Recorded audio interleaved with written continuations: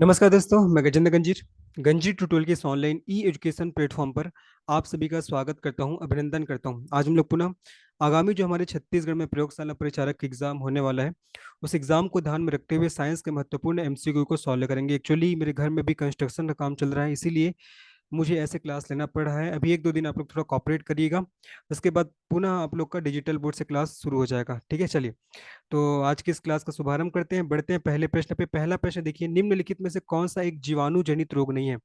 आपसे पूछा जा रहा है कौन सा एक जीवाणु जनित रोग नहीं है। देखो, सबसे पहले आपको ये ध्यान रखना है कि जीवाणु को ना इंग्लिश में क्या कहा जाता है? जीवाणु को इंग्लिश में बैक्टीरिया बोलते हैं जी। क्या बोलते हैं? बैक्टीरिया। मतलब आपसे क्वेश्चन पूछा जा रहा है कि कौन सा जो रोग है वो आपका बैक्टीरिया से नहीं होता। ऑप्शन है हैजा, दूसरा है आपका टाइफाइड, तीसरा है आपका रैबिज और चौथा है आपका प्लेग। चार ऑप्शन दिए गए हैं। इन चारों ऑप्शन को आपको अच्छे से पढ़ना है, पढ़ के बताना है कि कौन सा एक रोग आपका बैक्टीरिया से नहीं होता या कौन सा एक रोग जो जीवाणु जनित रोग नहीं है। इसका सही आंसर हमारा थर्ड ऑप्शन हो जाएगा, रैबिज। रैबिज क्या है? रैबिज एक आपका विषाणु जनित रोग है जी। ठीक है, रैबिज एक विषाणु जनित रोग है। और याद रखना, विषाणु को इंग्लिश में क्या बोलते हैं? वायरस बोलते हैं। क्या बोलते हैं? वायरस। अर्थात जो रैबिज होता है ये वायरस से होता है। बाकी हैजा, टाइफाइड और प्लेग ये तीनों आपका बैक्टीरिया से होता है। ठीक है, जीवाणु को इंग्लिश में बैक्टीरिया कहते हैं और विषाणु को इंग्लिश में वायरस कहा जाता है। समझ में आ गया? बहुत इंपॉर्टेंट है। अब देखो, हम लोग को ये तो समझ में आ गया कि हैजा, टाइफाइड और प्लेग ये तीनों आपका बैक्टीरिया से होने वाली बीमारी है। अब कौन कौन से बैक्टीरिया के कारण ये बीमारी होता है, कई बार क्वेश्चन पूछा गया है। तो अगर आपसे पूछेगा कि हैजा हैजा बीमारी के बैक्टीरिया का नाम बताइए, तो आपको बताना है विब्रियो कॉलेरी। ठीक है, आपको बताना है विब्रियो कॉलेरी बैक्टीरिया। अगर आपसे पूछेगा टाइफाइड के बैक्टीरिया का नाम बताइए, तो साल्मोनेला टाइफी, ये भी कई बार पूछा गया है ना, साल्मोनेला। साल्मोनेला टाइफिस के बैक्टीरिया का नाम है टाइफाइड रोग का। ठीक है, अगर आपसे पूछेगा प्लेग, तो प्लेग के बैक्टीरिया का नाम तो येरसिनिया पेस्टिस है ना, येरसिनिया, ये भी याद रखना, येरसिनिया पेस्टिस। येरसिनिया पेस्टिस ये आपका प्लेग रोग के बैक्टीरिया का नाम है, येस्टीनिया प्लेस्टिस। ठीक है, सभी चीजों को आपको याद रखना है। तो क्वेश्चन था कौन सा एक जीवाणु जनित रोग नहीं है, इसका सही आंसर हमारा रैबिज हो जाएगा। रैबिज आपका एक विषाणु जनित रोग है। कहने का तात्पर्य है कि रैबिज वायरस से होने वाली बीमारी है। अब देखो, बीमारी से प्रत्येक एग्जाम में क्वेश्चन पूछा ही जाता है जी। ठीक है, अभी मैं आप लोग को बताऊंगा कि बैक्टीरिया से कौन कौन सा बीमारी होता है और वायरस से कौन कौन सी बीमारी होता है। तो बैक्टीरिया से कौन कौन सी बीमारी होता है, इसको याद करने के लिए मैं आपको एक बढ़िया सा ट्रिक दे रहा हूँ। वो ट्रिक है आपका, देखो, पंडित। पंडित का ट्रिक न्यू है, पंडित का ट्रिक न्यू है, ये आपका एक ट्रिक है जिसमें से प से क्या हो जाएगा? प से आपका प्लेग हो जाएगा। ठीक है, डी से क्या हो जाएगा? आपका डिप्थीरिया हो जाएगा, डी से आपका डिप्थीरिया हो जाएगा। उसके बाद त से क्या होगा जी? त से आपका तपेदिक हो जाएगा, त से तपेदिक। एक और याद रखना है नाम आपको, टाइफाइड। तपेदिक और आपका टाइफाइड हो जाएगा। ठीक है, उसके बाद का से आपको याद रखना है काला खांसी। का से आपको याद रखना है क्या? काला खांसी हो जाएगा। ठीक है, उसके बाद देखो ट्री। ट्री से आपको याद रखना है टिटनेस। ट्री से क्या हो जाएगा जब आपका? टिटनेस हो जाएगा। ठीक है, न्यू। न्यू से आपको याद रखना है निमोनिया। न्यू से आपको नाम याद रखना है निमोनिया। ओके, और है, अब है से क्या हो जाएगा आपका? है से हो जाएगा आपका हैजा। है से आपका हैजा। ठीक है, तो ये जितने भी मैं बीमारी का नाम लिखा हूँ ये सब आपका बैक्टीरिया से होने वाली बीमारी है। आगे समझ में। अब देखते हैं वायरस से होने वाली बीमारी कौन कौन से हैं। देखो, बैक्टीरिया से होने वाली बीमारी का ट्रिक सभी को याद हो गया होगा। पंडित का ट्रिक न्यू है, प से प्लेग, डी से डिप्थीरिया, त से तपेदिक और टाइफाइड, का से काला खांसी, टी से टिटनेस, न्यू से आपका निमोनिया और है से आपका हैजा। ट्रिक याद करिए, फिर इजीली याद हो जाएगा। और ये सब वो बीमारी है जो बार बार आपके एग्जाम में पूछे जाते हैं। अब देखो, वायरस से होने वाली बीमारी को याद करने के लिए मैं एक तरीका बता रहा हूँ। ए चाचा, ए चाचा इन्हें डांटो, ए चाचा इन्हें डांटो, डांटो, खरे गाल पे छापो। ठीक है, खरे गाल पे छापो, खरे गाल पे छापो। ए चाचा इन्हें डांटो, खरे गाल पे छापो। ये, अब चलो इस ट्रिक को हम लोग खोलते हैं। तो ए से हो जाएगा आपका एड्स, याद करते चलिए। ए से क्या होगा आपका? एड्स हो जाएगा। चाचा से क्या होगा आपका? चाचा से चेचक। चाचा से क्या होगा आपका? चेचक। उसके बाद ई से क्या होगा आपका? इन्फ्लुएंजा। ई से क्या होगा जब आपका? इन्फ्लुएंजा हो जाएगा। ठीक है, उसके बाद देखो डा। डा से क्या होगा आपका? डेंगू हो जाएगा। डा से क्या होगा आपका? डेंगू हो जाएगा, याद करिए, है ना। उसके बाद डा के बाद टो। टो से क्या होगा आपका? ट्रैकोमा। टो से क्या होगा आपका? ट्रैकोमा हो जाएगा। ठीक है, उसके बाद ख। ख से क्या होगा आपका? खसरा।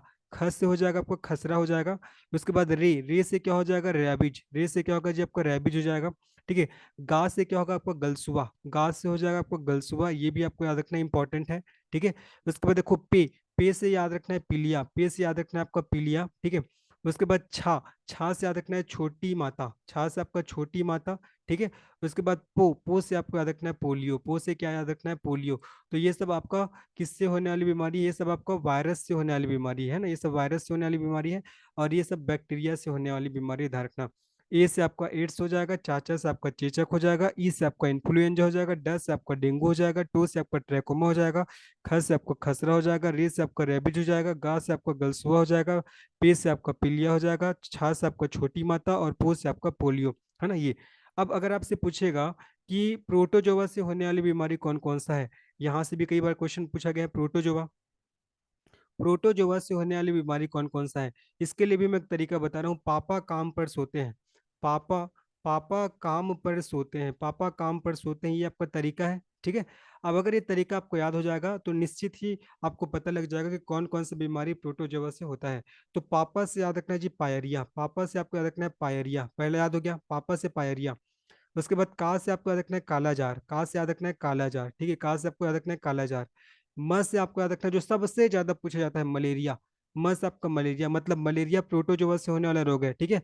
उसके बाद प से हो जाएगा आपका पेचिस, प से क्या होगा आपका पेचिस। तो ये जो बीमारी है ये सब आपका प्रोटोजोआ से होने वाली बीमारी है। सबसे ज्यादा पूछा गया आपका मलेरिया, मलेरिया किससे होने वाली बीमारी है, तो आपका प्रोटोजोआ से। और आप सभी को पता होगा जो मादा एनाफिलीज नामक जो मच्छर है उसी के काटने से मलेरिया नामक बीमारी होता है, सभी को पता होगा, ठीक है। तो मैंने बता दिया बैक्टीरिया से कौन कौन सा बीमारी होता है, आपका वायरस से, ये सब ऊपर में लिखा हूँ ये सब वायरस, वायरस से कौन कौन सा बीमारी होता है, ठीक है।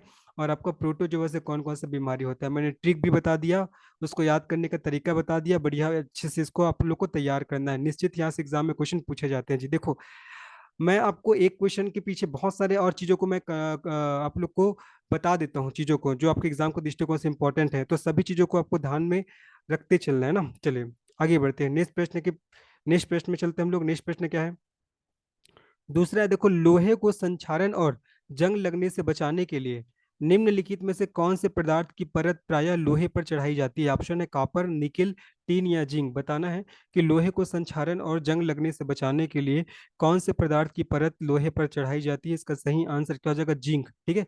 तो याद रखना लोहे को संक्षारण और जंग लगने से बचाने के लिए उसमें जिंक की परत है वो चढ़ाई जाती है। किसकी परत चढ़ाई जाती है, जिंक की। और इसी प्रोसेस को बोलते हैं गैल्वेनीकरण, इसी को क्या बोलते हैं, गैल्वेनीकरण प्रोसेस बोलते हैं, ठीक है। तो याद रखना गैल्वेनीकरण प्रोसेस में किसकी परत है वो लोहे के ऊपर चढ़ाई जाती है, तो याद रखना है जिंक की परत, ठीक है। और इसी को आपका एक और नाम से जानते हैं यसद लेपन, इसी को आपका यसद लेपन के नाम से भी जानते हैं। किस नाम से, यसद लेपन।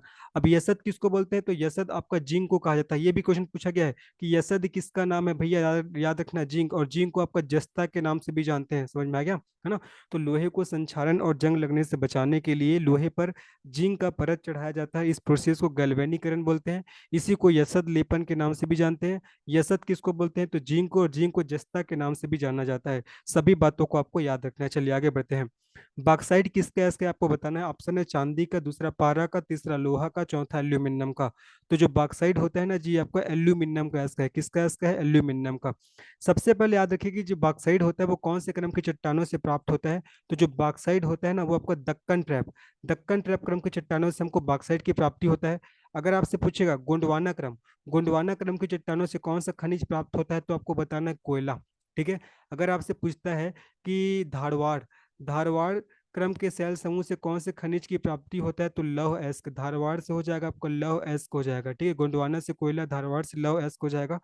और अगर आपसे पूछता है कि कड़प्पा कड़प्पा क्रम के चट्टानों से कौन से खनिज की प्राप्ति होता है, तो आप सभी को पता होगा चूना पत्थर, लाइमस्टोन। इन सभी चीजों को आपको ध्यान रखना है। क्वेश्चन था कि बॉक्साइट किसका अयस्क है, तो एल्यूमिनियम का, है ना। अगर आपसे पूछेगा चांदी का अयस्क, तो चांदी का अयस्क होता है अर्जेंटाइट, कई बार पूछा गया। अर्जेंटाइट किसका अयस्क होता है, तो आपको चांदी का होता है। इसको एक और नाम से जानते हैं सिल्वर सल्फाइड के नाम से, इसको आपको सिल्वर सल्फाइड के नाम से भी इसको जाना जाता है, ठीक है। पारा का अयस्क अगर आपसे पूछेगा तब आपको बताना है सीने बार, ठीक है, सीने बार, ये आपको ध्यान रखना है। और अगर पूछेगा लोहे का अयस्क, तो आप सभी को पता होगा आपका मैग्नेटाइट और हेमेटाइट, ठीक है। मैग्नेटाइट हो जाएगा, और आपका हेमेटाइट ये सब आपका लोहे का अयस्क है, ये आपको याद रखना है। लेकिन हमसे क्वेश्चन पूछा गया था कि बॉक्साइट किसका अयस्क है, तो इसका सही आंसर क्या हो जाएगा, आपका एल्यूमिनियम हो जाएगा। क्या हो जाएगा जी, आपका एल्यूमिनियम, ठीक है। चलो आगे बढ़ते हैं, नेक्स्ट प्रश्न में चलते हैं। नेक्स्ट प्रश्न हमारे देखो, किसी चट्टान पर खड़े एक व्यक्ति को उसे अपने चिल्लाने की प्रतिध्वनि 1 सेकंड बाद सुनाई पड़ती है। मतलब यहाँ पर टी का वैल्यू दिया है 1 सेकंड, है ना। यदि हवा में ध्वनि का वेग 340 मीटर पर सेकंड, मतलब वी का वैल्यू भी दिया है, कितना दिया है, 340 मीटर पर सेकंड। तो यदि हवा में ध्वनि का वेग 340 मीटर पर सेकंड है, तो जिस पहाड़ से उसकी आवाज की प्रतिध्वनि सुनाई पड़ी थी, उसके तथा व्यक्ति के बीच की दूरी क्या है, ये आपको बताना है। बहुत बढ़िया प्रश्न है। चले, ये क्वेश्चन को आपको एसएससी के एग्जाम में पूछा गया था, इसलिए मैंने इसको इंक्लूड किया है जी। देखो, आपको इसमें किसका वैल्यू बताना है, आपका व्यक्ति के बीच की दूरी, है ना, व्यक्ति के बीच की दूरी का वैल्यू बताना है, अर्थात डी का वैल्यू आपको बताना है। तो सबसे पहले समझिए आखिर ये प्रतिध्वनि क्या होता है। तो प्रतिध्वनि एक सतह से ध्वनि तरंगों के परावर्तन के कारण होने वाली ध्वनि है, जो वापस श्रोता तक पहुंचती है। किसके तक पहुंचती है, श्रोता तक पहुंचती है, ये आपको याद रखना है, ठीक है। हमको अगर प्रतिध्वनि के लिए वेग निकालना है, तो उसका सूत्र क्या होता है, v इक्वल टू 2d/t, है ना। प्रतिध्वनि के लिए अगर वेग निकालना है, तो उसका फार्मूला होता है v इक्वल टू 2d/t। लेकिन हमको यहाँ क्वेश्चन में क्या निकालना है, व्यक्ति के बीच की दूरी, मतलब d का वैल्यू चाहिए हमको, d डिस्टेंस का वैल्यू चाहिए। तो d का वैल्यू चाहिए, तो t को मैं उधर ले जा रहा हूँ, तो क्या हो जाएगा, vt/2 हो जाएगा। अब जो जो वैल्यू दिया है उसको इसमें पुटअप करते हैं। d इक्वल टू v का वैल्यू दिया है 340, और t का वैल्यू दिया है 1, और आपका 2 हो जाएगा, तो 2 17, है ना। तो 170 मीटर इसका आंसर आएगा, इसलिए इसका सही आंसर हमारा सेकंड ऑप्शन हो जाएगा। होपफुली आप लोग को चीजें समझ में आई होगी, ठीक है। मैंने क्या बोला, मैंने बोला कि प्रतिध्वनि के लिए वेग का सूत्र क्या होता है, v इक्वल टू 2d/t होता है। लेकिन हमको यहाँ पास d का वैल्यू निकालना है, तो d का वैल्यू निकालने के लिए t को मैंने इधर ले गया, मैंने इधर ट्रांसफर किया, तो d इक्वल टू vt/2 हो जाएगा। फिर जो जो हमको दिए गए हैं डाटा, उसको हमने इस फार्मूले में पुटअप किए, दिन हमको हमारा रिजल्ट प्राप्त हो गया, है ना। और प्रतिध्वनि क्या होता है, तो प्रतिध्वनि एक सतह से ध्वनि तरंगों के परावर्तन के कारण होने वाली ध्वनि है, जो वापस श्रोता तक पहुंचती है, इसको प्रतिध्वनि कहा जाता है जी, ठीक है। ये फार्मूला याद रखना, v इक्वल टू 2d/t। चलिए आगे बढ़ते हैं। निम्नलिखित में से किसे सामान्यतः ब्लड थीनर के नाम से जानते हैं। ऑप्शन है स्कंदन रोधी को, प्रतिजैविक को, पिंडन निरोधक कारक को, या रोग प्रतिकारक को। किसे आपका ब्लड थीनर के नाम से जाना जाता है। इस क्वेश्चन का सही आंसर हो जाएगा आपका स्कंदन, स्कंदन रोधी को। और स्कंदन रोधी को इंग्लिश में क्या बोलते हैं जी, एंटी कोगुलेंट बोलते हैं। क्या बोलते हैं इसको इंग्लिश में, एंटी कोगुलेंट, है ना, एंटी कोगुलेंट बोला जाता है इसको इंग्लिश में। हमारा क्वेश्चन था किसे सामान्यतः ब्लड थीनर के नाम से जानते हैं, तो स्कंदन रोधी को, जिसको इंग्लिश में एंटी कोगुलेंट के नाम से जानते हैं। इसका उपयोग रक्त के थक्कों के इलाज और रोकथाम के लिए किया जाता है, ठीक है। इसका उपयोग रक्त के थक्कों के इलाज, इलाज और रोकथाम के लिए किया जाता है, ठीक है। इलाज और रोकथाम, रोकथाम के लिए किया जाता है, रोकथाम के लिए किया जाता है, ये आपको याद रखना है, ठीक है। तो स्कंदर रोधी इसका सही आंसर हो जाएगा, जिसको इंग्लिश में एंटीकोगुलेंट बोलते हैं। और स्कंदर रोधी का जो उपयोग है, वो रक्त के थक्कों के इलाज और रोकथाम के लिए किया जाता है।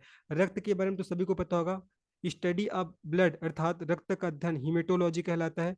रक्त हमारे शरीर का तरल संयोजी ऊतक होता है। क्या होता है, तरल संयोजी ऊतक, ठीक है। रक्त हमारे शरीर का तरल संयोजी ऊतक होता है, ये भी आपको याद रखना इंपॉर्टेंट है, ठीक है। और रक्त का निर्माण कहाँ होता है जी, आपका बोन मेरो में होते हैं, ठीक है। बोन मेरो में रक्त का निर्माण कहाँ होता है, आपका बोन मेरो में होता है, ये भी आपको अच्छे से याद रखना है, ठीक है। लेकिन जो भ्रूणावस्था में, भ्रूणावस्था में बच्चों के शरीर में रक्त का निर्माण कहाँ होता है, उसके लीवर में होता है। कहाँ होता है, लीवर में, ये भी आपको याद रखना है, ठीक है। ब्लड का निर्माण बोन मेरो में होता है, लेकिन एम्ब्रियो स्टेज अर्थात भ्रूणावस्था में ब्लड का निर्माण लीवर में होता है, इसको भी ध्यान रखना है, ठीक है। और रक्त एक तरल संयोजी ऊतक है, बहुत इंपॉर्टेंट है। रक्त के 3 प्रकार के सेल होते हैं, आप सभी को पता होगा, आरबीसी हो जाएगा, है ना, डब्ल्यूबीसी हो जाएगा, और आपका प्लेटलेट्स हो जाएगा। आरबीसी, डब्ल्यूबीसी और प्लेटलेट्स, ठीक है। लाल रक्त कणिका, श्वेत रक्त कणिका और प्लेटलेट्स, ठीक है। ये आपको तीनों चीजों को आपको याद रखना है। और आरबीसी में कौन सा प्रोटीन पाया जाता है, हीमोग्लोबिन, है ना, हीमोग्लोबिन नामक प्रोटीन पाया जाता है, जो ऑक्सीजन को पूरे बॉडी में सर्कुलेट करने का कार्य करता है, ठीक है। सभी बातों को याद रखना है। चलो आगे बढ़ते हैं। 10 सेंटीमीटर फोकस दूरी वाले लेंस की क्षमता कितनी है। देखो, लेंस की क्षमता को मापने की इकाई क्या होता है, लेंस की क्षमता, लेंस की क्षमता को मापने की इकाई, कई बार क्वेश्चन में पूछा गया है। लेंस की क्षमता को मापने की इकाई क्या होता है, जो आपका डाइऑप्टर होता है। क्या होता है, डाइऑप्टर, ठीक है। और फार्मूला क्या होता है लेंस की क्षमता का, ठीक है। लेंस की क्षमता, या हम लोग बोल सकते हैं शक्ति, लेंस की क्षमता है शक्ति, इसका फार्मूला क्या होता है, 1/f। ठीक है। अब एफ का वैल्यू दिया है 10 सेंटीमीटर, कितना दिया है एफ का वैल्यू 10 सेंटीमीटर, अगर मैं इसको मीटर में कन्वर्ट करूं तो कितना हो जाएगा 0.01 मीटर होगा। तो एफ इक्वल टू क्या हो जाएगा फिर 1/0.01, तो इसका वैल्यू कितना हो जाएगा एफ इक्वल टू आपका 10D, जहाँ डी क्या है आपका डायमीटर को शो कर रहा है। इसका सही आंसर हमारा थर्ड ऑप्शन हो जाएगा। बस ये फार्मूला याद करिए, लेंस की क्षमता शक्ति इक्वल टू 1/एफ, एफ का वैल्यू दिया है 10 सेंटीमीटर, मैंने कुछ नहीं किया, उसको मीटर में चेंज कर दिया है ना, 0.01 मीटर हो जाएगा। उसके बाद हमने उसको कैलकुलेट कर लिया, जिससे हमारा आंसर आ गया एफ इक्वल टू 10D, जहाँ डी बताता है डायरेक्टर।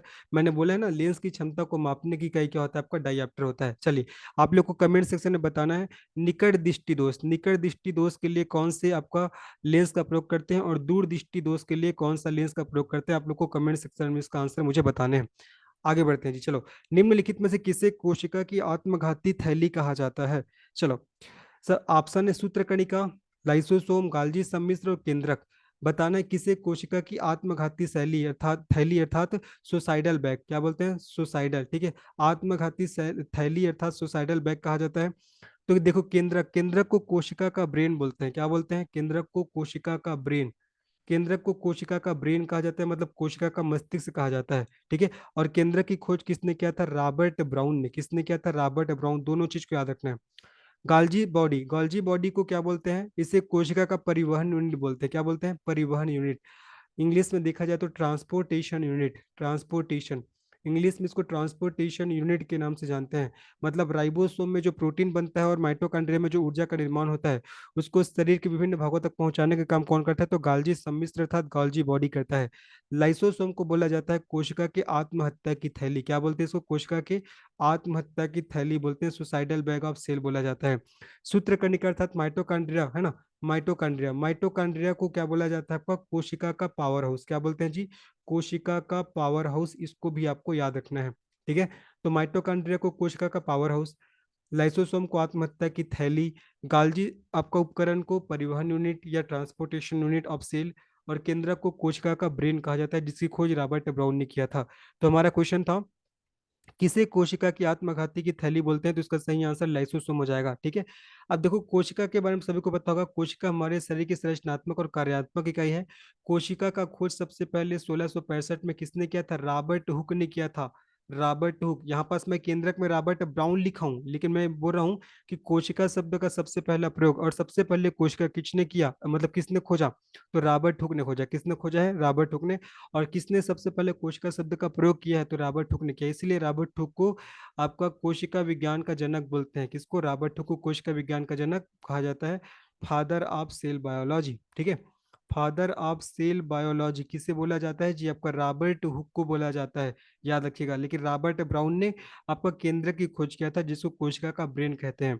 एक चीज और ध्यान रखना कि सबसे पहले आपका रॉबर्ट हुक ने ही कोशिका के बारे में बताया, और उन्होंने जो सबसे पहले कोशिका खोजा था वो आपका मृत कोशिका था। क्या था, मृत कोशिका, ये भी कई बार क्वेश्चन आया है।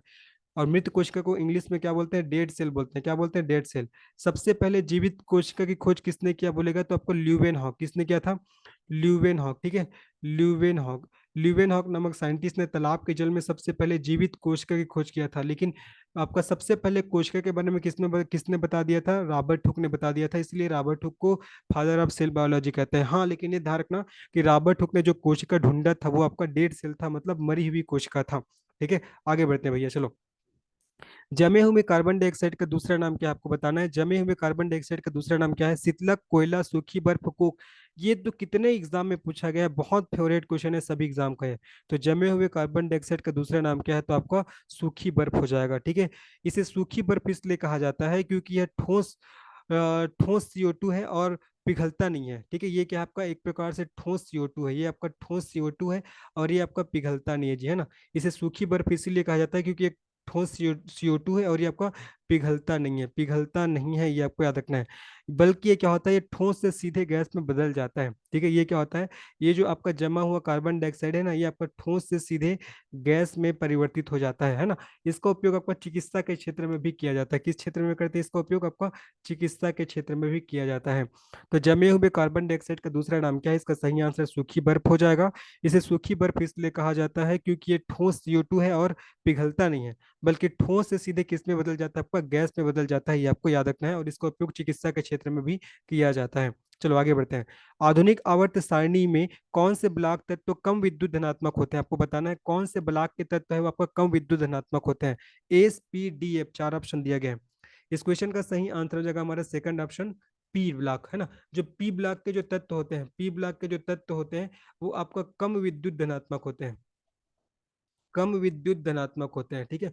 जो पी ब्लॉक के तत्व होते हैं जो आपका कम विद्युत धनात्मक होते हैं, ये आपको अच्छे से याद रखना है, ठीक है। एक चीज याद रखना, जो पी ब्लॉक के तत्व होते हैं ना, पी ब्लॉक के तत्व, इसमें उच्च आयनीकरण ऊर्जा होती है। क्या होती है आपका? उच्च आयनीकरण। ये भी क्वेश्चन आता है कि कौन से ब्लॉक के तत्व में उच्च आयनीकरण की ऊर्जा होती है, तो उच्च आयनीकरण की ऊर्जा पी ब्लॉक के तत्वों में होती है, ये आपको याद रखना है, ठीक है। और इसी उच्च आयनीकरण ऊर्जा के कारण ये क्या होते हैं आपका? कम विद्युत धनात्मक होते हैं और अधिक विद्युत ऋणात्मक होते हैं। इसी उच्च आयनीकरण ऊर्जा के कारण जो पी ब्लॉक के तत्व है ना, ये आपका कम कम विद्युत धनात्मक होते हैं, कम विद्युत धनात्मक होते हैं, और आपका अधिक विद्युत ऋणात्मक होते हैं। क्या होते हैं? अधिक अधिक विद्युत ऋणात्मक होते हैं। इसको आपको अच्छे से याद रखना है, ठीक है। तो क्वेश्चन था कि आधुनिक आवर्त सारणी में कौन से ब्लॉक तत्व कम विद्युत धनात्मक होते हैं, तो पी ब्लॉक। रीजन क्या है? क्योंकि पी ब्लॉक के तत्वों का उच्च आयनीकरण ऊर्जा होती है, और उच्च आयनीकरण ऊर्जा के कारण ये कम विद्युत धनात्मक होते हैं, साथ ही साथ ये अधिक विद्युत ऋणात्मकता होते हैं, ये आपको ध्यान रखना है, ठीक है। अगर आपसे पूछेगा कि सबसे अधिक विद्युत ऋणात्मक तत्व कौन सा है, तो सबसे अधिक, ये भी कई बार क्वेश्चन पूछा गया है, सबसे अधिक विद्युत विद्युत ऋणात्मक तत्व, सबसे अधिक विद्युत ऋणात्मक ऋणात्मक तत्व कौन सा है, तो आपको बताना है फ्लोरीन है, ठीक है। और ये कौन से ब्लॉक में पाया जाता है, तो पी ब्लॉक में। ये कौन से ब्लॉक में पाया जाता है जी? आपका पी ब्लॉक में पाया जाता है, ये आपको याद रखना है। तो आधुनिक आवर्त सारणी में कौन से ब्लॉक तत्व कम विद्युत धनात्मक होते हैं, इसका सही आंसर आपको सेकंड ऑप्शन हो जाएगा, पी ब्लॉक हो जाएगा। क्या हो जाएगा आपका? पी ब्लॉक, ठीक है। चलो आगे बढ़ते हैं, आगे बढ़ते हैं। और सबसे अधिक विद्युत ऋणात्मक तत्व कौन सा है, तो बोलेगा तो फ्लोरीन, जो कौन से ब्लॉक में पाया जाता है? आपका पी ब्लॉक में पाया जाता है। आगे बढ़ते हैं। प्रकाश की तरंग दैर्ध्य को एक्स से, प्रकाश की तरंग दैर्ध्य को एक्स से, है ना, तरंग दैर्ध्य को एक्स से, और उसके बाद आवृत्ति को आपका वी से, आवृत्ति को वी से प्रदर्शित किया गया है इसमें क्वेश्चन में। प्रकाश के तरंग दैर्ध्य को एक्स से और आवृत्ति को वी से प्रदर्शित किया गया है, ठीक है। तो क्वेश्चन है कि जब प्रकाश है विरल माध्यम से सघन माध्यम में संचरित होती है, तब आपका तरंग दैर्ध्य और आवृत्ति में क्या परिवर्तन होता है, आपसे क्वेश्चन पूछा जा रहा है ना। मैं एक बार पुनः क्वेश्चन को पढ़ रहा हूँ। प्रकाश की तरंग दैर्ध्य 100 और आवृत्ति v का क्या होता है जब यह विरल माध्यम से सघन माध्यम में संचरित होती है? बढ़िया क्वेश्चन है। तो इसको, इस क्वेश्चन का सही आंसर क्या होगा? देखो पहले मैं पढ़ ले रहा हूँ ऑप्शन को। पहला आपका तरंग दैर्ध्य और आवृत्ति दोनों बढ़ते हैं। दूसरा तरंग दैर्ध्य बढ़ता है और आवृत्ति स्थिर रहता है। तीसरा तरंग दैर्ध्य घटता है, आवृत्ति स्थिर रहता है। और चौथा तरंग दैर्ध्य और आवृत्ति दोनों घटते हैं। तो जब आपका प्रकाश की तरंग, जब प्रकाश है वो आपका विरल माध्यम से सघन माध्यम में संचरित होता है, तब उस केस में होता क्या है आपका? याद रखना, जो तरंग दैर्ध्य क्या होता है? घटता है। कई बार पूछा गया ना ये भी। उस केस में तरंग दैर्ध्य क्या होता है जी? आपका घटता है। जब प्रकाश विरल माध्यम से, बोला जा रहा है, याद रखना, विरल माध्यम से आपका सघन में आएगा तब, विरल से सघन में आएगा तब तरंग दैर्ध्य क्या होगा? जब घटेगा, है ना। और उसका जो आवृत्ति क्या रहता है? आवृत्ति क्या रहता है? स्थिर रहता है। आवृत्ति क्या रहता है? स्थिर रहता है। ये आपको अच्छे से याद रखना है, ठीक है। बहुत इंपॉर्टेंट है। आवृत्ति स्थिर रहेगा, समान रहेगा, जबकि उसका तरंग दैर्ध्य क्या होगा? क्या होगा आपका? घट जाएगा। क्या होगा आपका? घट जाएगा। आगे बढ़ते हैं। पौधों में जाइलम परिवहन के लिए जिम्मेदार क्या होता है? जल होता है, ऑक्सीजन होता है, एमिनो एसिड होता है, भोजन होता है? देखो, इसका आंसर आप लोग को बताना है। पौधों में जाइलम परिवहन के लिए जिम्मेदार होता है। पौधों में जाइलम किसके परिवहन के लिए जिम्मेदार होता है? आपको बताना है। जल के परिवहन के लिए, ऑक्सीजन के परिवहन के लिए, अमीनो एसिड के परिवहन के लिए, या भोजन के परिवहन के लिए, ठीक है। तो याद रखना, जो जाइलम और फ्लोएम है वो पौधे में पाए जाने वाला संवहन टिश्यू है, ठीक है। एक आपका जाइलम आप लोगों ने नाम सुना होगा, और एक आप लोगों ने नाम सुना होगा फ्लोएम। तो जाइलम और फ्लोएम दोनों पौधों में पाए जाने वाले संवहन टिश्यू है। जाइलम क्या करता है? जाइलम है आपका पानी का, ठीक है। जाइलम पानी और घुले हुए खनिजों को जड़ों से पौधों के अन्य भागों तक ले जाने के लिए जिम्मेदार होता है, ठीक है। जाइलम क्या करता है? आपका पानी और घुले हुए खनिजों को जड़ों से पौधों के अन्य भागों तक ले जाने के लिए जिम्मेदार होता है। जबकि फ्लोएम क्या करता है? ये आपका पोषक तत्वों का परिवहन करता है, ठीक है। ये आपका पोषक तत्वों का, फ्लोएम क्या करता है? ये पोषक तत्वों का परिवहन करता है। पोषक तत्व जैसे कि आपका शर्करा हो जाएगा, शर्करा के बाद आपका अमीनो एसिड हो जाएगा, अमीनो एसिड, अमीनो एसिड के बाद जैसे कि आपका हार्मोन हो गया, ये है ना। तो क्वेश्चन था कि पौधों में जाइलम किसके परिवहन के लिए जिम्मेदार होता है? तो जल के परिवहन के लिए जिम्मेदार होता है, ठीक है। जाइलम एवं फ्लोएम दोनों पौधों में पाया जाने वाला संवहन टिश्यू है। जाइलम पानी और घुले हुए खनिजों को जड़ों से पौधों के अन्य भागों तक ले जाने के लिए जिम्मेदार होता है। जबकि जो फ्लोएम है वो आपका पोषक तत्वों को क्या करता है? आपका परिवहन करता है। देखो याद कैसे करोगे? जल से आपका जल होता है और जल से आपका जाइलम हो जाएगा। तो जाइलम जल, और जल में घुले हुए आपका खनिज लवणों को क्या करता है? पौधे के विभिन्न भागों तक पहुंचाता है। और देखो फ से आपका फ्लोएम और फ से आपको क्या होगा, आपका फूड हो जाएगा। ठीक है, फूड कहने का तात्पर्य आपका पोषक तत्व है। तो पोषक तत्व को कौन पौधे के विभिन्न भागों तक फैलाता है, तो फ्लोएम। और जल में जो घुले हुए खनिज है उसको आपका कौन पौधे के विभिन्न भागों तक पहुंचाता है, तो जाइलम हो जाएगा। ठीक है, जैसे जाइलम, जैसे आपका जल याद रखना है, फ से फ्लोएम और फ से फूड आपको याद रखना है। ठीक है, चलिए आगे बढ़ते हैं। किस विद्युत चुम्बकीय तरंग का उपयोग मोतियों के अंदर देखने के लिए किया जाता है, एक्स किरण, गामा किरण, पराबैंगनी किरण या रेडियो किरण। किस विद्युत चुम्बकीय तरंग का उपयोग मोतियों के अंदर देखने के लिए किया जाता है, तो इस क्वेश्चन का सही आंसर हो जाएगा आपका एक्स किरण। ठीक है, जो एक्स किरण है इसी का उपयोग आपका मोतियों के अंदर देखने के लिए किया जाता है। एक्स किरणों के उपयोग से हम मोती के अंदर देखने में समर्थ हो पाते हैं, है ना। और इसकी उत्पत्ति, उसके प्रकार और उसके मूल्य के बारे में भी हमको विस्तृत जानकारी प्राप्त कर पाते हैं। और एक्स किरण का उपयोग आपका चिकित्सा के क्षेत्र में कैंसर के उपचार के लिए भी किया जाता है। एक्स किरण का उपयोग चिकित्सा के क्षेत्र में कैंसर के उपचार के लिए, कैंसर के उपचार के लिए भी किया जाता है, कैंसर के उपचार के लिए भी किया जाता है, ये भी आपको ध्यान रखना है। ठीक है, एक्स किरण का उपयोग आपका चिकित्सा के क्षेत्र में कैंसर के उपचार के लिए भी किया जाता है, ये भी आपका इंपॉर्टेंट है। आगे बढ़ते हैं, चलिए। रक्त वाहिका जिसमें डीऑक्सीजनेटेड रक्त शामिल है, फुफ्फुसी शिरा, फुफ्फुसी धमनी, महाधमनी और केशिका, चार ऑप्शन दिए गए हैं। और आपसे पूछा जा रहा है कि रक्त वाहिका जिसमें डीऑक्सीजनेटेड रक्त शामिल है, इस क्वेश्चन का सही आंसर क्या होगा जी, इस क्वेश्चन का सही आंसर हो जाएगा आपका फुफ्फुसी धमनी, जिसको इंग्लिश में क्या बोलते हैं, पल्मोनरी आर्टरी बोलते हैं, जिसको इंग्लिश में क्या बोलते हैं, पल्मोनरी, पल्मोनरी आर्टरी, है ना, पल्मोनरी आर्टरी इसको इंग्लिश से बोला जाता है। तो रक्त वाहिका जिसमें डीऑक्सीजनेटेड रक्त शामिल है, इसका सही आंसर आपका फुफ्फुसी धमनी हो जाएगा। ठीक है, अगर मैं एक बंद परिसंचरण प्रणाली की बात करूं तो इसमें तीन प्रकार की आपका रक्त वाहिकाएं मौजूद होती है। ठीक है, एक मैं क्लोज्ड आपका सर्कुलेटरी सिस्टम की बात करूं तो इसमें तीन प्रकार की रक्त वाहिकाएं मौजूद होती है। पहला हो जाएगा जी आपका धमनिया, पहला धमनिया, दूसरा हो जाएगा जी आपका सीरा, है ना, और तीसरा हो जाएगा जी आपका केशिका। धमनी, सीरा और केशिका। ये धमनी क्या करता है, धमनी क्या करता है, ये शुद्ध ऑक्सीजन युक्त रक्त को, ये क्या करता है, जो शुद्ध ऑक्सीजन युक्त रक्त होता है ना, शुद्ध ऑक्सीजन युक्त रक्त होता है, उसको हृदय से शरीर के विभिन्न भागों तक पहुंचाता है। ठीक है, हृदय से आपका शरीर के विभिन्न भागों तक, हृदय से शरीर के विभिन्न भागों तक पहुंचाता है। मैंने क्या बोला कि जो धमनी होता है ना जी, ये आपका शुद्ध ऑक्सीजन युक्त रक्त को हृदय से शरीर के विभिन्न भागों में पहुंचाने का काम करता है। लेकिन इसका एक अपवाद है, इसका एक अपवाद क्या है कि पल्मोनरी धमनी में अशुद्ध रक्त प्रवाहित होता है। पल्मोनरी धमनी में क्या होता है, आपका अशुद्ध रक्त प्रवाहित होता है, अशुद्ध रक्त। पल्मोनरी धमनी में अशुद्ध रक्त प्रवाहित होता है, अशुद्ध रक्त मतलब वही आपका डीऑक्सीजनेटेड रक्त। तो हमारा क्वेश्चन था ना कि रक्त वाहिका जिसमें डीऑक्सीजनेटेड रक्त शामिल है, तो फुफ्फुसी धमनी, जिसको पल्मोनरी धमनी के नाम से जानते हैं। मैंने बताया धमनी के बारे में कि धमनी क्या करता है, ये शुद्ध रक्त को हृदय से शरीर के विभिन्न भागों में पहुंचाने का काम करते हैं। लेकिन इसका एक अपवाद भी है, जो पल्मोनरी धमनी होता है उसमें अशुद्ध रक्त प्रवाहित होता है। और जो सीरा क्या करता है, ये आपका शरीर के विभिन्न भागों से जो रक्त है उसको हृदय तक लाने का कार्य करता है। ठीक है, जो सीरा क्या करता है, ये शरीर के विभिन्न भागों से, शरीर के शरीर के विभिन्न भागों से जो आपका अशुद्ध रक्त होता है, शरीर के विभिन्न भागों से जो अशुद्ध रक्त होता है उसको आपका हृदय तक लाने का कार्य करता है। ठीक है, हृदय तक लाने का कार्य कौन करता है, तो आपका सीरा करता है, ये आपको याद रखना है। धमनी शुद्ध रक्त को हृदय से शरीर के विभिन्न भागों में पहुंचाएगा, लेकिन सीरा क्या करेगा, शरीर के विभिन्न भागों से जो अशुद्ध रक्त होता है ना उसको हृदय तक लाने का कार्य करता है, ये आपको याद रखना है। ठीक है, ये हमने यहाँ देखा कि धमनी में शुद्ध रक्त प्रवाहित होता है, शुद्ध ऑक्सीजन युक्त जो ब्लड है ना आपका धमनी में प्रवाहित होता है, लेकिन जो सीरा में आपका अशुद्ध अशुद्ध रक्त प्रवाहित होता है, अशुद्ध रक्त। लेकिन इसका भी अपवाद है जी, इसका अपवाद क्या है, पल्मोनरी सीरा में शुद्ध रक्त प्रवाहित होता है। क्या होता है, पल्मोनरी सीरा में क्या होता है, आपका शुद्ध रक्त प्रवाहित होता है, पल्मोनरी सीरा में शुद्ध रक्त प्रवाहित होता है, ये भी ध्यान रखना है। ठीक है, एक बार लास्ट बार सुनिए, अच्छे से बता रहा हूँ, देखो। धमनी में आपका शुद्ध रक्त प्रवाहित होता है, लेकिन इसका अपवाद है, पल्मोनरी धमनी में अशुद्ध रक्त। सीरा में आपका अशुद्ध रक्त प्रवाहित होता है, लेकिन इसका अपवाद है, पल्मोनरी सीरा में शुद्ध रक्त प्रवाहित होता है। ठीक है, अब केशिका क्या होता है, इसके माध्यम से ब्लड है, इसी का क्या होता है, ब्लड का विनिमय होता है। केशिका के माध्यम से ब्लड का क्या होता है जी, ब्लड का विनिमय होता है, केशिका के माध्यम से ब्लड का विनिमय होता है। तो हमारा क्वेश्चन था रक्त वाहिका जिसमें डीऑक्सीजनेटेड रक्त शामिल है, इसका सही आंसर हमारा सेकंड ऑप्शन हो जाएगा, फुफ्फुसी धमनी हो जाएगा। चलो आगे बढ़ते हैं।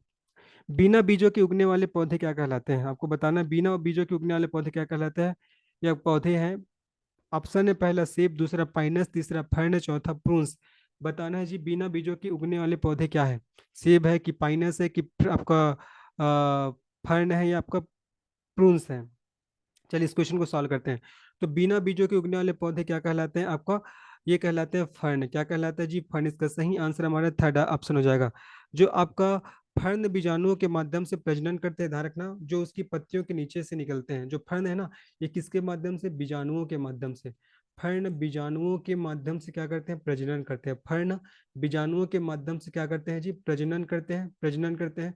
जो इनकी पत्तियों के नीचे से निकलते हैं, जो जो इनकी पत्तियों के जो इनकी पत्तियों के नीचे से निकलते हैं, नीचे से निकलते हैं। ठीक है, हमारा क्वेश्चन था कि बिना बीजों के उगने वाले पौधे हैं, तो बिना बीजों के उगने वाले पौधे फर्न कहलाते हैं।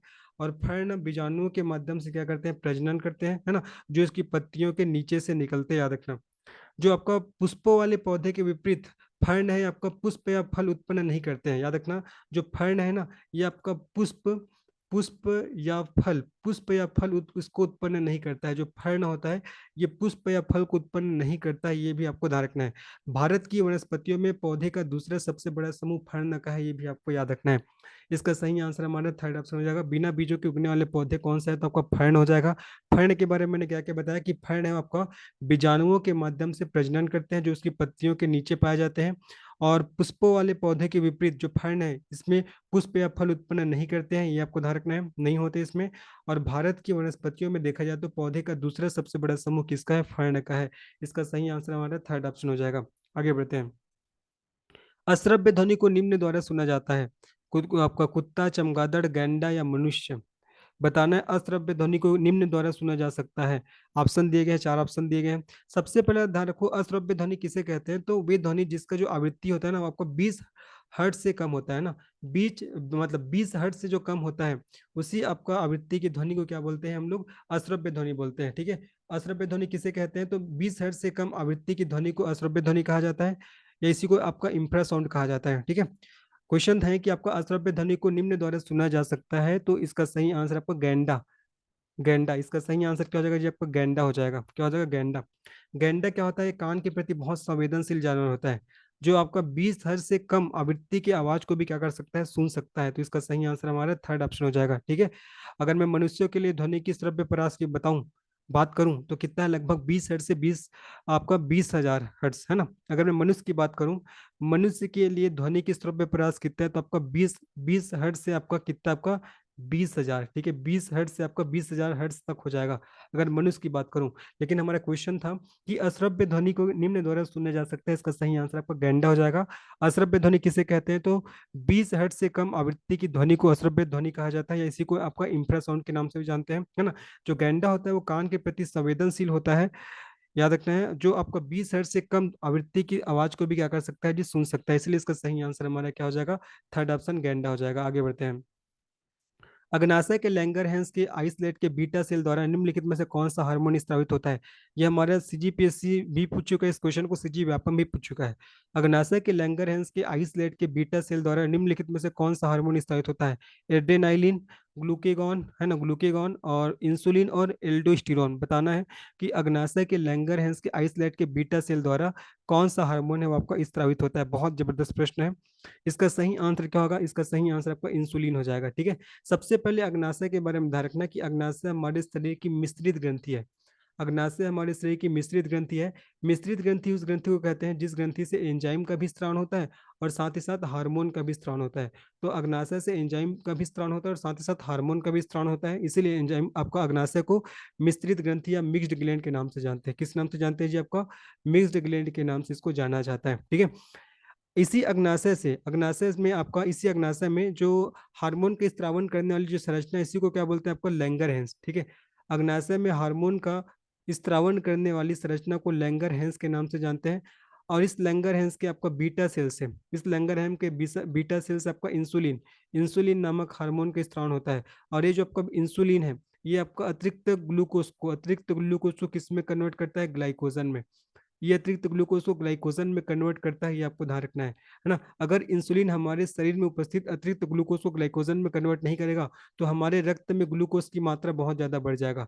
तो हमारे रक्त में ग्लूकोज की मात्रा बढ़ जाएगा, ठीक है। जिससे क्या हो सकता है, जिससे हमको मधुमेह नामक बीमारी, मतलब डायबिटीज नामक बीमारी हो सकता है।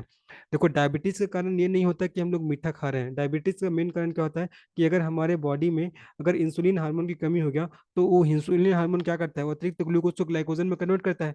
तो भैया, जब इंसुलिन हार्मोन की कमी हो जाएगा तो अतिरिक्त ग्लूकोज ग्लाइकोजन में कन्वर्ट नहीं हो पाएगा, जिससे हमारे ब्लड में ग्लूकोज का लेवल बहुत ज्यादा बढ़ जाएगा। तो बढ़ जाएगा तो क्या हो जाएगा, उसी को बोलते हैं मधुमेह की बीमारी, ठीक है। तो याद रखना, जो बीटा बीटा सेल से आपका इंसुलिन नामक हार्मोन के स्त्राव होता है। और अगर आपसे पूछेगा कि आपका लैंगर की अग्नाशय सेल से, मतलब सॉरी, अल्फा सेल से, ठीक ठीक है जी, लैंगर के आपका अल्फा सेल से आपका कौन से हार्मोन के स्त्राव होता है, तो आपका अल्फा सेल से ग्लूकेगॉन, अल्फा सेल से हो जाएगा जी आपका ग्लूकेगॉन, अल्फा सेल से आपका ग्लूकेगॉन हो जाएगा, बीटा से आपका इंसुलिन हो जाएगा। और अगर आपसे पूछेगा गामा, तो गामा सेल से आपका सोमेटो, एक सेकंड, है ना, सोमेटोस्टैटिन इसका स्त्रावन होता है। बीटा से इंसुलिन, अल्फा से आपका ग्लूकेगॉन, और आपका गामा से आपका सोमेटोस्टैटिन, ये इसका, इन तीनों हार्मोन का स्त्रावन होता है। तो क्वेश्चन था अग्नाशय के लैंगरहैंस के आइसलेट के बीटा सेल द्वारा, यहाँ पास क्वेश्चन पूछा गया था बीटा सेल द्वारा। तो बीटा सेल द्वारा इंसुलिन नामक हार्मोन का स्त्रावन होता है, जो हमारे शरीर में उपस्थित अतिरिक्त ग्लूकोज को ग्लाइकोजन में कन्वर्ट करता है। अगर नहीं करेगा तो हमारे ब्लड में ग्लूकोज का लेवल बढ़ जाएगा, जिससे हमको मधुमेह की बीमारी हो सकती है। साथ ही साथ अग्नाशय को मिश्रित ग्रंथि बोलते हैं, इसमें एंजाइम और हार्मोन दोनों का स्त्रावन होता है, ठीक है। चलो आगे बढ़ते हैं, नेक्स्ट प्रश्न में चलते हैं। ध्वनि की तीक्ष्णता किसके द्वारा निर्धारित की जाती है? ध्वनि का वेग, ध्वनि का आयाम, ध्वनि का तरंग दैर्ध्य और वेग और आयाम दोनों। तो जो ध्वनि की तीक्ष्णता है वो किसके द्वारा निर्धारित की जाती है? तो इसका सही आंसर हो जाएगा ध्वनि का तरंग दैर्ध्य, ठीक है। इसका सही आंसर होगा जो आपको ध्वनि का तरंग दैर्ध्य हो जाएगा। चलिए आगे बढ़ते हैं, नेक्स्ट प्रश्न में चलते हैं। समुद्री शैवाल किसके महत्वपूर्ण स्रोत है? आयोडीन, आर्गन, ब्रोमीन और क्लोरीन। आपको बताना है कि जो समुद्री शैवाल होता है वो किसका महत्वपूर्ण सोर्स है। इस क्वेश्चन का सही आंसर हो जाएगा, जिस क्वेश्चन का सही आंसर हो जाएगा हमारा आयोडीन। क्या हो जाएगा? आयोडीन, ठीक है। जो समुद्री जो शैवाल है आपका नदियों में, समुद्रों में और महासागरों जैसे जल निकायों में क्या है, पाया जाता है, आपको सभी को पता ही होगा, ठीक है। ये आपका विटामिन का और खनिज से भरपूर होता है। जो आपका समुद्री शैवाल होता है ना, ये आपका विटामिन से और आपका खनिजों से भरपूर होता है। दुनिया के विभिन्न हिस्से में भोजन के रूप में भी इसका उपयोग किया जाता है, किसका? समुद्री शैवाल का। तो क्वेश्चन था कि समुद्री शैवाल किसके महत्वपूर्ण सोर्स है, इसका सही आंसर आपका आयोडीन हो जाएगा। क्या हो जाएगा? जब आपका आयोडीन हो जाएगा, ठीक है। और आपने आयोडीन नमक नाम सुना होगा, आयोडीन नमक, ठीक है, आयोडीन नमक। आयोडीन नमक की कमी से कौन सा रोग होता है आपका? घेंघा नामक रोग होता है। कौन सा रोग होता है आपका? घेंघा नामक रोग। आयोडीन नमक की कमी से घेंघा नामक रोग होता है, इसको भी आपको ध्यान रखना है। और ये कौन से आपका ग्रंथि के लिए इंपॉर्टेंट होता है आयोडीन नमक? तो याद रखना है, थायराइड ग्रंथि के लिए। कौन से ग्रंथि के लिए? थायराइड ग्रंथि के लिए आयोडीन नमक बहुत ही इंपॉर्टेंट होता है। तो समुद्री शैवाल किसके महत्वपूर्ण सोर्स है? तो आपको आयोडीन हो जाएगा, ठीक है। तो होपफुली आप लोग को आज का ये प्रश्न उत्तर की श्रृंखला समझ में आया होगा। एक्चुअली सामने में, घर के सामने में भागवत भी हो रहा है और कंस्ट्रक्शन भी चल रहा है, इसीलिए कल मैंने वीडियो अपलोड नहीं किया था जी, ठीक है। और आज भी मैं वीडियो अपलोड कर रहा हूँ, लेकिन अपने डिजिटल बोर्ड के माध्यम से नहीं कर पा रहा हूँ। तो होपफुली आप लोग को समझ में आया होगा, थोड़ा कॉपरेट करिएगा। फिर जैसे ही खत्म होगा कंस्ट्रक्शन का काम, फिर से मैं डिजिटल बोर्ड से क्लास लेना शुरू करूंगा। तो चलिए फिर आज की इस क्लास का शुभारंभ मतलब समापन करते हैं। और अगर आपको ये वीडियो पसंद आया तो निश्चित ही इस वीडियो को लाइक करिए, चैनल को सब्सक्राइब करिए और वीडियो को अपने दोस्तों को शेयर करिए। मिलते हैं नेक्स्ट वीडियो में, तब तक के लिए धन्यवाद, बाय।